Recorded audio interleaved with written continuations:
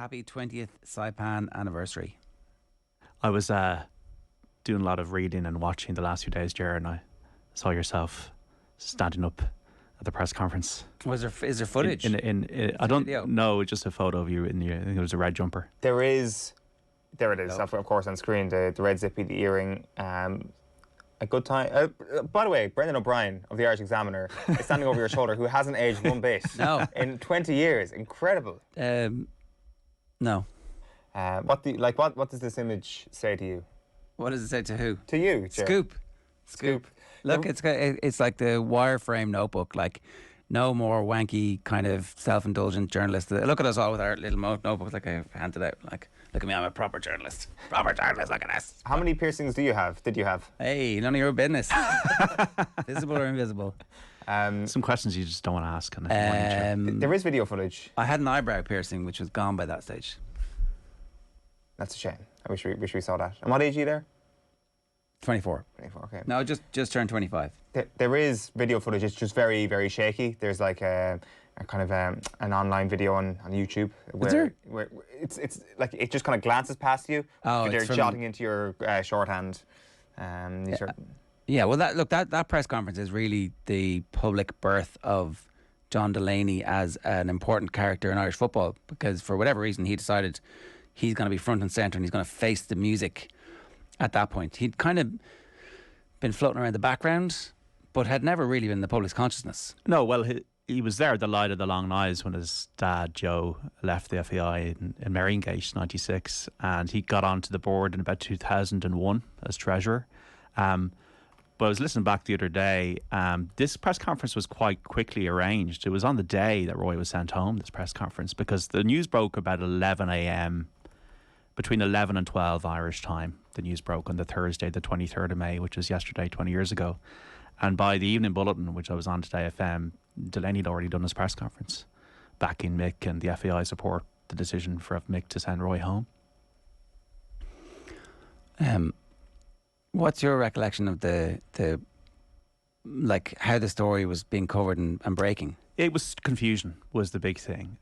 So the Tuesday, Cathal Dervin had a website. I can't even remember the name of it, but he had a website. And on the Tuesday, he broke the story on the website that Roy had the row with the goalkeepers, Alan Kelly and Packy Bonner. And then the last word on Today FM started getting text messages that Roy was going home. And this was obviously rumour, and there was no kind of RTE or any other sense that he was going home. And, obviously Eamon Dunphy was writing the book on Roy Keane at the time, so there's a huge amount of confusion. Then on the Wednesday, it emerged that Roy had decided to go home, but then had changed his mind.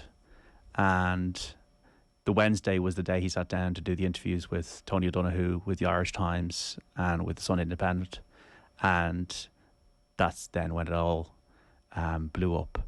So on the Tuesday, he decided to go home. He'd had enough of Mick, it seemed. I'd had enough of the arrangements. Ferguson and his family persuaded him to change his mind. It was all going to be sorted. Then he did the interviews. And then on the Thursday, Mick was downloaded the interviews and then called a meeting.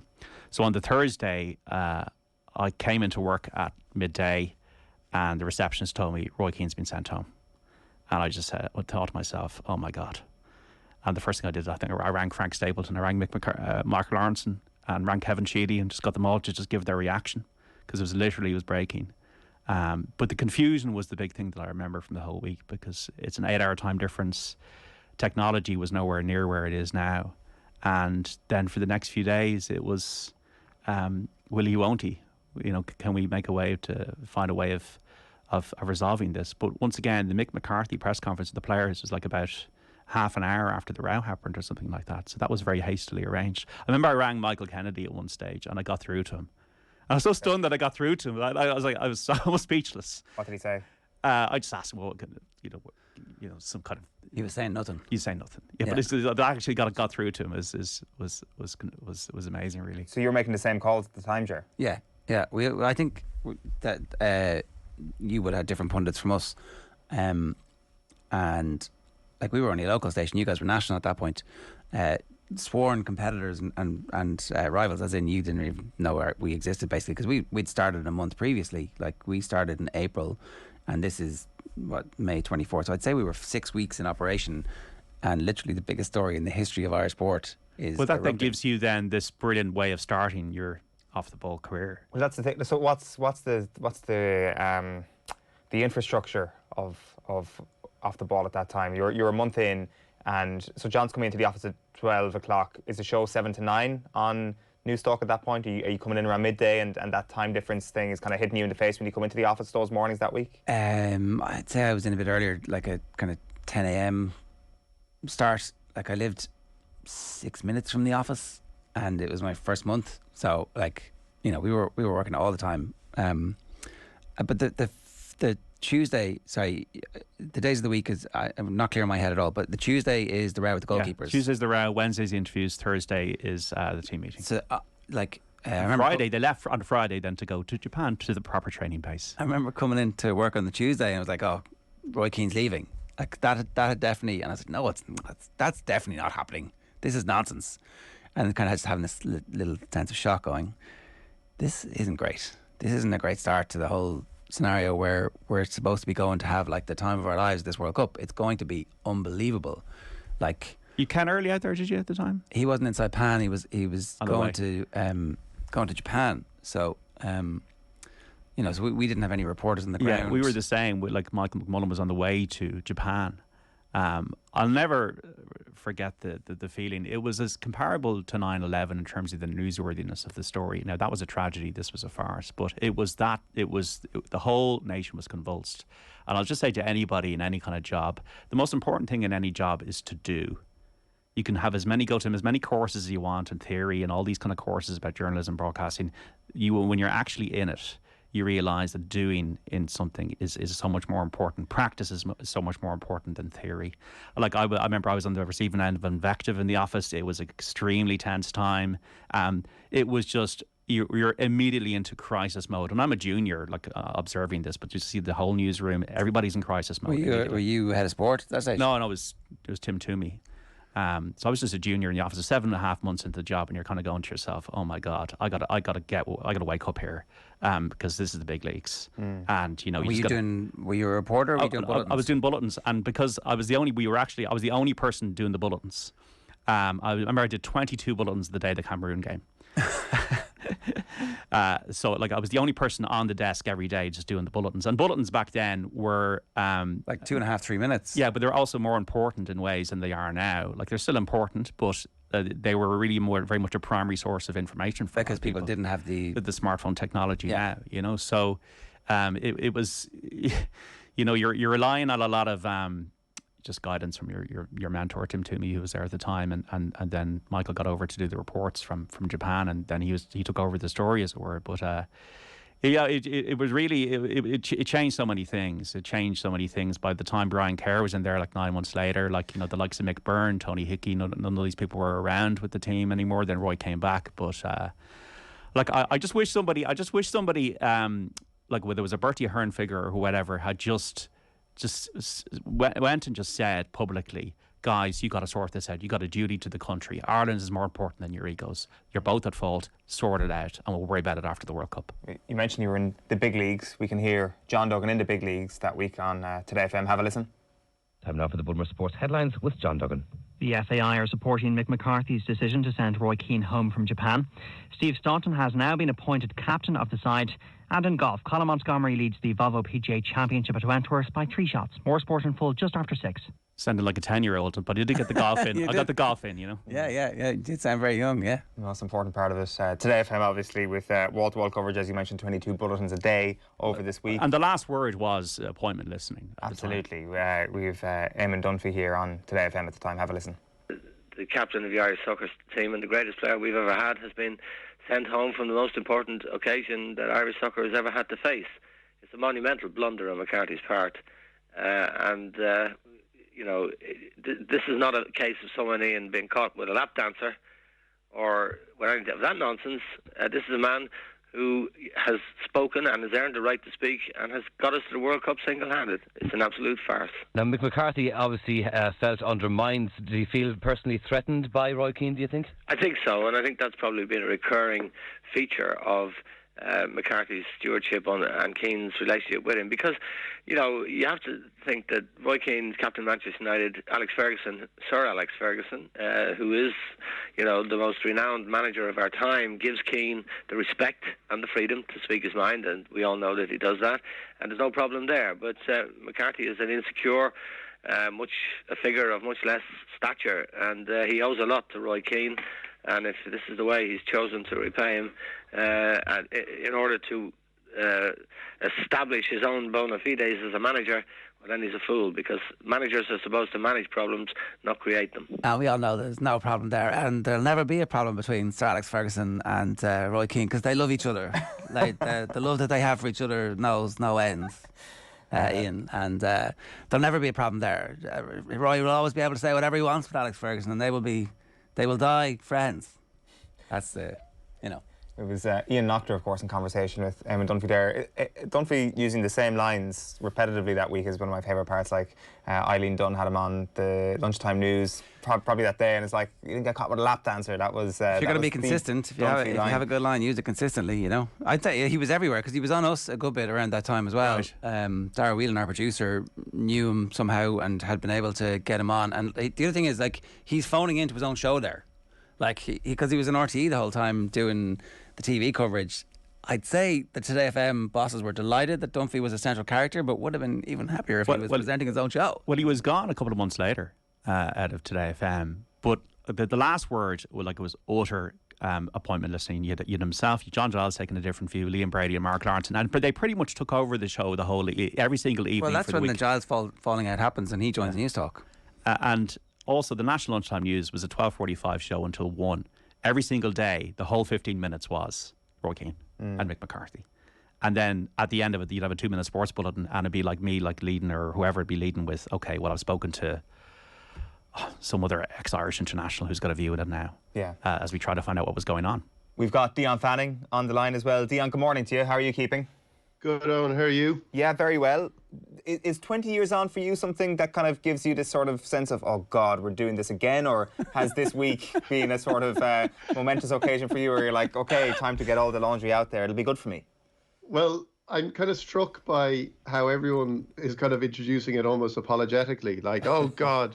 But to me, it's still, there is, the details of it are kind of fascinating, are kind of interesting, and listening to that stuff is interesting. Like, the idea that we would relitigate it is pretty kind of boring for me. Like, I don't think it's a question of kind of going over what happened and trying to establish, the rights and wrongs anymore. But I do think there is, as far as I'm concerned, there's still that bit that people, like when I wrote about this in The Currency at the weekend, that Keane as a changed person, that was the thing that still is kind of underplayed. Like, this idea that this was Roy Keane, who 2-3 years previously was getting into all kinds of scrapes, if you like. There was things happening in, you look back to when Manchester United won the league in 1999, and 2 days later, Alex Ferguson is getting Keane out of a police cell in Manchester. These were the events that Keane has written about to a certain degree that were happening in his life, and which, when Saipan came along, weren't happening. And Niall Quinn wrote it in his autobiography about the barbecue in Saipan, talked about how Roy hasn't been drinking at this stage, so we make a show of going to bed. Everyone, like in Quinn now, whether it's embellished or not, Quinn talks about players pretending to be tired and yawning before tiptoeing out for their all-nighter in the Beefeater, and Keane being apart from that. Now, Keane has always spoken about how he had no problem with that, and I would believe him, because one of the things that has kind of been part of his post-Saipan life and his post-managerial life has been this sort of romanticizing of the old school football ways.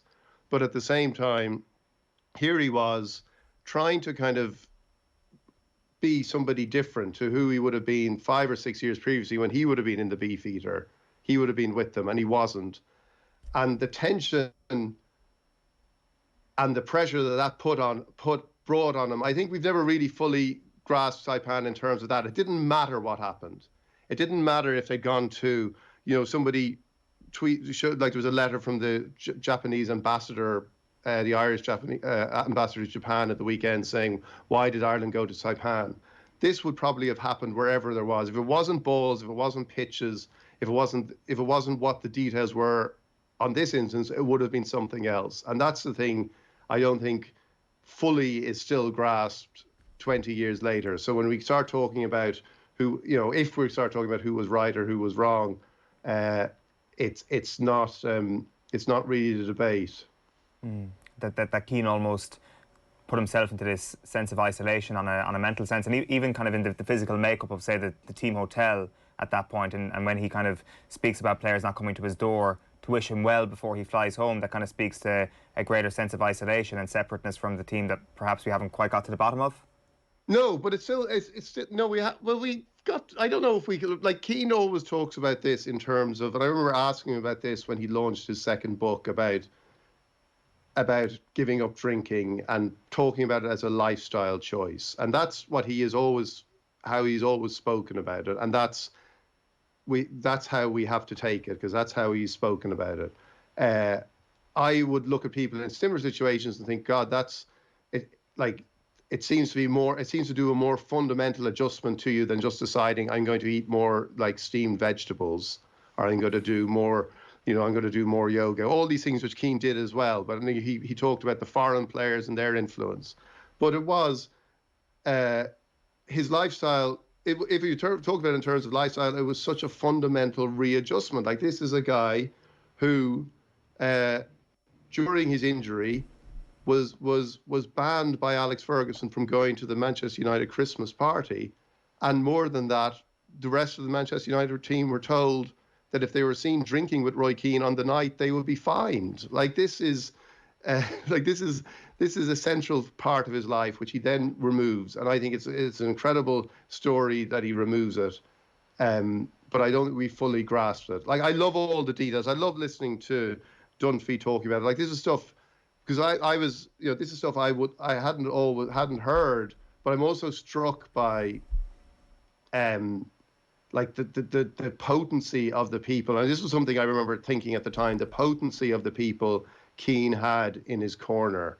He had Eamon Dunphy on, as you pointed out, everywhere, arguing, getting the message across, talking about Keane in these heroic terms. He had Alex Ferguson in his corner, who, let's be honest, probably was quite happy when Keane was coming home from Saipan. And the FAI and Mick McCarthy couldn't compete with it on a PR basis in that sense. And then, even when you go, and this is the thing I think is also sometimes overlooked. You look at that Tommy Gorman interview, and Keane looks like Robert De Niro in The Godfather Part 2. He's so striking and magnetic, and this was a huge part of his attraction, that he was actually a hugely charismatic person, and I think that's something that is often overlooked. I'm also reminded, when I start talking about Keane in terms of that, I remember I got a letter around about a month after Saipan into the Sunday Independent where I work, saying we just want to wish Dion Fanning all the best with his forthcoming operation. Hopefully the advances in modern medicine and skilled surgeons can remove his tongue from Roy Keane's arse. So I always remember that one. So again, so it's but then somebody at the weekend tweeted me saying, you're not on Roy Keane, or maybe you won't be against Roy Keane anymore. So, like, who knows what. But I think they're the things that I think about now. But I do find the details of it. I don't know how people feel about it. I find the details of it still interesting. I find how it convulsed us is kind of fascinating too, and the way it took over everything is kind of extraordinary. Did you have to fist fight Paul Kimmage for him to be allowed to go to Saipan instead of you? How did that play out? I didn't know. I think that was. I don't remember. I don't remember. I remember being quite relaxed about not going to Saipan. It was so irrelevant. Nothing is going to happen here. Well, no one needs to go to this. I was on the next flight. I was on a flight with Paul Howard, John O'Brien. I think David Walsh was on that flight. We were on the next, and a few other. I've a memory of Vincent Hogan being on it, but I'm not sure about that. Maybe Vinny was in Saipan, but I remember being at the airport on the Thursday morning. We were flying out on the Thursday morning, and the Irish Times interview. We were reading the interview in Dublin Airport, and again, like how things have changed. Like that was Thursday morning, reading that interview with no kind of prior awareness of it, really. Whereas now you would know about that for since the Wednesday night, but reading it in Dublin Airport, and I remember reading it, kind of going, yeah, this is very interesting, but it seems okay. Yeah. And then we were changing at in Schiphol in Amsterdam for the flight to Tokyo, and we landed at Schiphol, and the message came through that Keane was gone, and the next 12 hours, I just remember, again, just mirroring everything everywhere. The next 12 hours was just conversations, endless conversations about what this meant. And I can remember just spending hours in a just standing up on the plane, talking with Paul and David Walsh. I just remember like the three of us and maybe a couple of other people just talking about it for hours, like what this meant. But again, in a total vacuum, because we were 12 hours in the air, and then landed in Tokyo, and then flew to Izumo, where the Irish team had flown that day as well, because they had obviously left on the Friday morning. They'd left before Keane did. They'd left Saipan on Friday and flown to Izumo. But no, I don't remember. Thinking there was anything, there was much point in it. As a Sunday paper, you probably thought there's no point in sending two people to Saipan. Nothing will happen there. And that was one of the things that became striking over the next week, that there were even that week, I was looking back at it last week, Damien Duff said something as they left from Izumo, there was this talk about like, let's draw a line under it here. We've had a turbulent week, but it's time now to look forward, and let's not talk about Saipan anymore. And throughout that week, they were kind of like, this is it now, lads, we'll put this to bed. And if I fast forward for a minute, I remember being at the Stadium of Light at the end of August in 2002, when Manchester United were playing Sunderland, and before the game, as both teams were on the pitch warming up, Sunderland had a welcome home ceremony for all their players who had been at the World Cup, which was basically Niall Quinn, Jason McAteer, Kevin Kilbane, and Roy Keane is warming up on the other side on the other side, and ends up getting sent off. Niall Quinn tries to shake his hand as he goes off. Alex Ferguson tells him to get lost. And I remember thinking, we're not done with Saipan. We're never going to be done with Saipan. Yeah, like the France game. Here we are. Remember the rant after the France game? That was all Saipan. Yeah, the legacy of it. Like, I mean, the FOMO on that plane, Dion, I think is probably more than any journalist has ever appreciated. Like, I'm interested. Like, I mean, Roy Keane, in a clip we're about to play in a little while, in the DVD he brings out in 2002, refers to Paul Kimmage as a journalist he really respects and somebody he would given an interview to. Had the tables been turned, would you have secured that interview for the Sunday Independent if you were the man sent to Saipan? Well, I think at that stage, Keane talked to a couple of journalists, and I think one of them was Paul Kimmage, which is why Paul would have been going to Saipan. Okay. You had yet to build up that relationship. Well, I don't think I ever built up that I think, there were,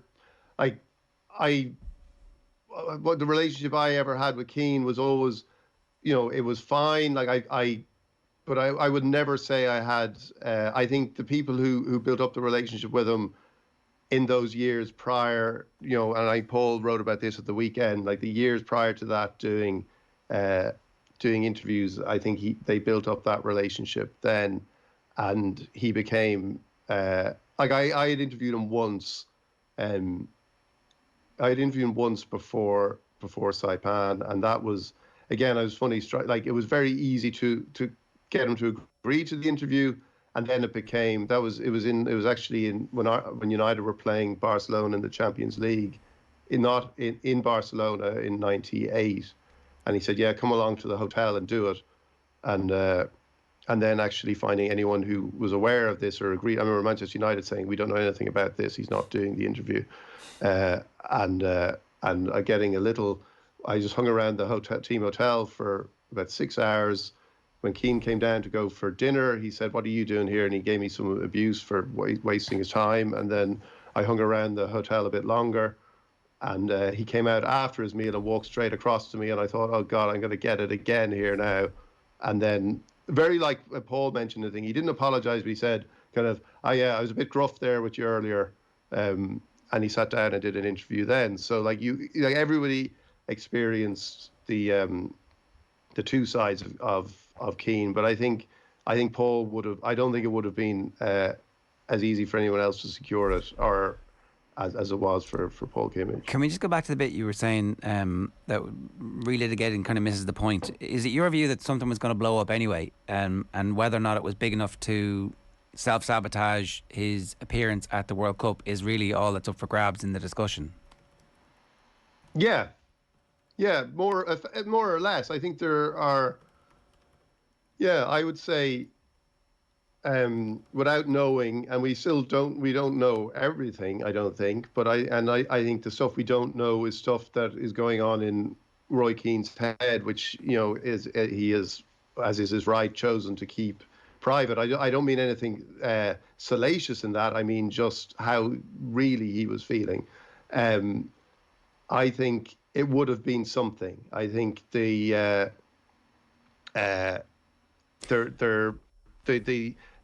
sense of Keane just being a powder keg was just something that was going to happen. Like Alistair Campbell, I remember referred to Keane as, I remember him saying about Keane, he said he's a bit like me, he's a little dry drunkish, which means somebody who is not drinking, but also still has a lot of kind of anger, and is just can explode at any moment. And I think that was what you were witnessing in Saipan. So if it wasn't what happened, if it wasn't those details, it may have been something else. Now we can go into, there are things you look back on and go, they're crazy, like having the, I'm regretting actually saying this because it's like, we are going to relitigate it, but having the team meeting didn't seem to be the right way of managing the situation. But I would say, especially given where you probably should have understood where Keane was, there might have been a way of managing it. I don't think so. I think it was potentially wherever they were, whether they were, if they weren't in Saipan, if they were in Japan, if they were in Izumo, which had beautiful facilities, if they'd been there for 2 weeks, would something have happened? I think, we don't know, but I think there's a high degree of likelihood something would have happened. For sure. Let's just quickly play that clip then from As I See It, the 2002 DVD from Roy Keane. You can see a picture there sporting the Ray-Bans, at the time style icon Roy Keane. Here's a clip from that DVD.